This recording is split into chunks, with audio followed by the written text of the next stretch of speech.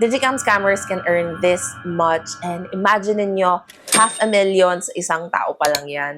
Let's talk about it. I've been giving you guys tips kung paano nyo mas-spot yung scammers, and usually, pare-pareho sila ng itsura. Pero what do you do if dati siyang legit na ngayon scammer na? Sobrang nakakainis nung nabasa ko tong kwento na to. Someone reached out kasi and shinare niya na more than 100 sa kanila yung na-scam. By the way, I can't disclose pala yung pangalan ng seller na to or yung page niya because ayoko makagulo tong video na to once nag-file na sila ng case. So let's just call this person Sarah. So si Sarah, nung umpisa, bumibili din siya ng paunti-unti ng cameras. For example, dito kay person A, kabili na siya ng 2 to 3 times. So sa 4th time, nag-ask si Sarah kung pwede bang 5 to 6 cameras na yung bilhin niya. Dahil panatag na rin yung loob ni person A, pumayag siya na kahit hindi pa full yung payment na binibigay ni Sarah. And ang nangyari is, magbabayad ng paunti-unti si Sarah hanggang sa hindi niya na nabayaran yung 30,000+ pesos. Makikita din dati na nagbebenta si Sarah ng digicams from 100, 300, 500 pesos. So sino ba namang hindi ma-entice sa ganong price point tapos working yung digicam? So ang nangyayari pala is sa isang camera, marami yung miners. So yung ibang miners, hindi napapadalhan ng camera, and I'm not even sure if may napadala siya at all. Meron pang isang nagkwento, si person B, na lagi siyang nakakamine sa bawat collection nito ni Sarah. So let's say nakamine siya ng 5 cameras, merong napadala sa kanyang isa, and then parang waiting daw yung the rest of the cameras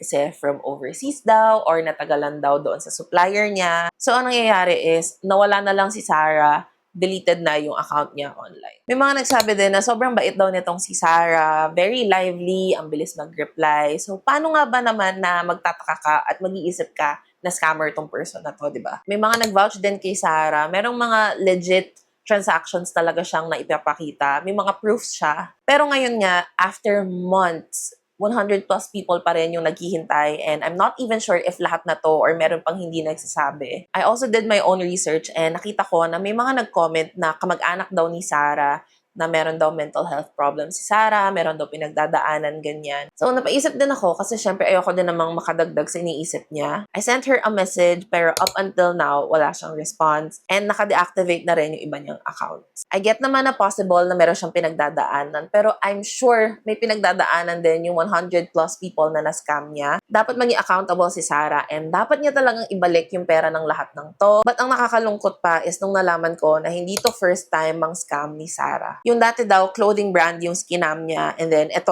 pangalawa, yung sa digicams naman. So if merong legal team or media team na gustong tumulong sa amin to solve this case, please let me know. And if you think isa ka din sa mga na-scam nitong person na to, please comment in this video and someone from the group will reach out.